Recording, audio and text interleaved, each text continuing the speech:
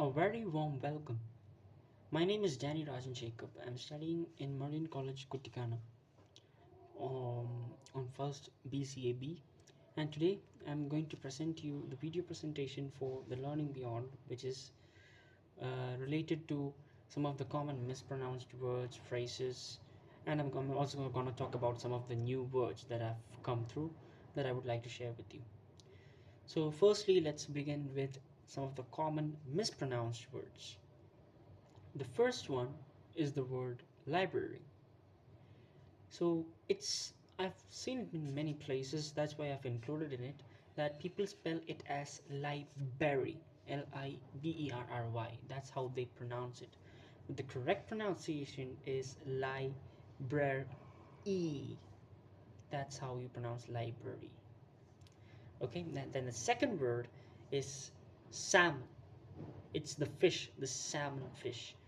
But in many places people often use used to call it salmon itself with the spelling, but the L in between is silent. It's pronounced as salmon. Again, salmon.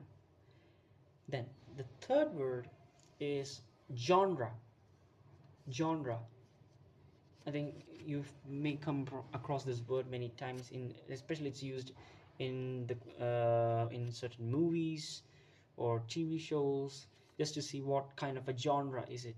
It's People often pronounce it as genre, Gener, or Jener. That's not the correct pronunciation. It is genre. That's how you pronounce it. Then the next one is jewelry. People often mispronounce it as jewelry, but the correct pronunciation is jewelry. Jewelry. Now, the fifth and the last mispronounced word that I found is the word pronunciation itself. It's not pronunciation, it's pronunciation. That's how you pronounce the word. So that's basically the 5 words that I could find out. Then coming out is how to avoid mispronunciation. Some of the few methods that I've found so that you could tackle this problem of mispronunciation. The first one is with the use of dictionaries with vocals.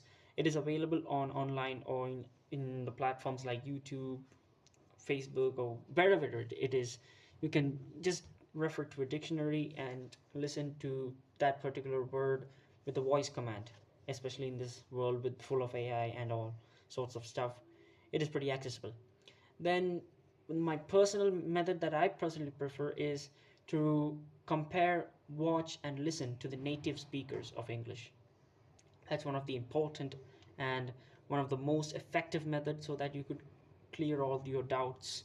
Then after that you could record your own voice and compare it to the native speakers, so that again it's gonna improve and improve. Just practice more. Then, and last but not the least, practice phonetic sounds, so that you could improve your English as well. Then most of all, you have to ask for your feedback from others. That's another important way, so that you could rate yourself whether you want to improve more or whether you could stay like this, likewise. Now let's move on to the missed phrases, which is our next topic. So the first phrase is each one worse than the next. Each one worse than the next. That's the first phrase that we have identified, and it's most commonly misused in such a way that it is used to describe a worsening of a sequence of events. So the correct way to use that particular phrase is each one worse than the last, not the next. Okay, so the next phrase, the second phrase I've identified which is being misused, is one and the same. It is misused in such a way that it is used when two things are identical, but that's not where it has to be correctly used. It is used when one and the same. Then the correct one is the third one, then first come, first serve. That's the next phrase that we've been using.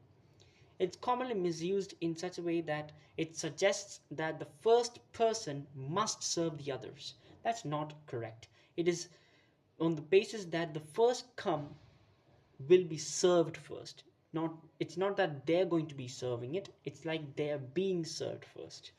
Now, that's for the misused phrases. Now let's go and move on to the new words and meanings. Some of the words that I found and its meaning that I would like to share with you.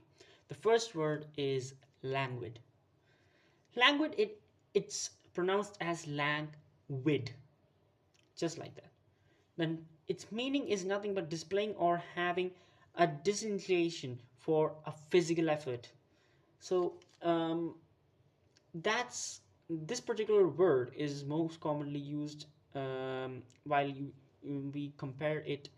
We compare a person with a friend or likewise. So it's, well, let's see an example of a usage of the word language. She spent a languid afternoon yesterday. He had a languid afternoon the previous week. That's why we tell something about others. That's where we commonly use the word language. Then the second word is bingeable. This is one of the most trendiest words that we've been watching amongst youngsters since the last couple of years. Its short form of bingeable is binge.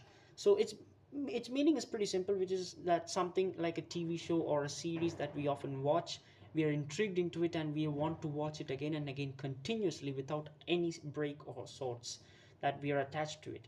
In that particular context, we use the word bingeable or bingeable series. It's a bingeable series, binge watch series, binge watch movie. It's pronounced as binge-able, binge-able, bingeable.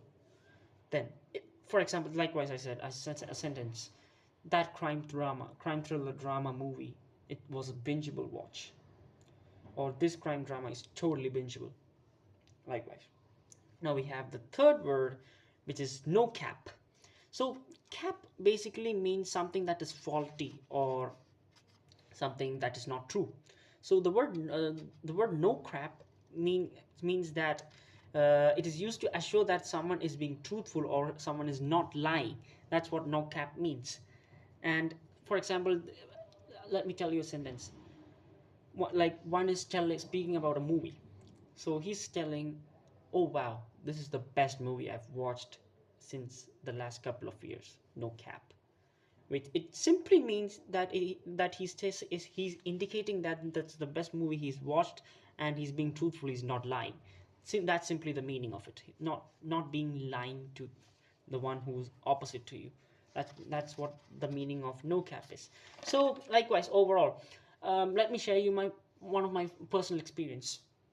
I often used to watch English movies a lot, a lot. So that's one of the key aspects for me to learn English and to find new words and phrases in English.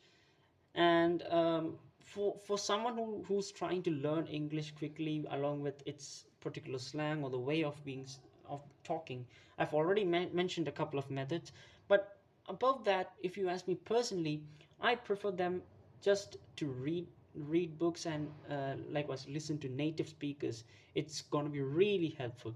And try to grade yourself, try to give a rank to yourself, ask for feedback. And moreover, what I personally prefer, my personal choice is to watch English films.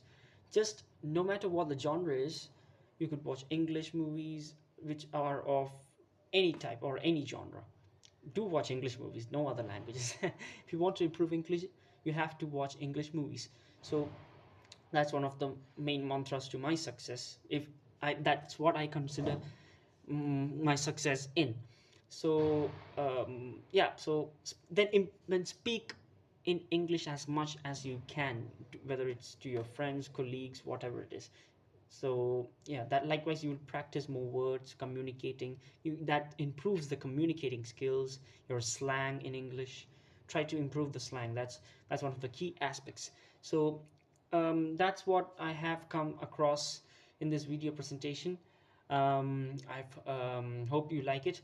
We'll just go to a quick summary. We went to the mispronounced words, mispronounced misused phrases, the new words and its meaning, and an overall conclusion. So thank you and have a nice day.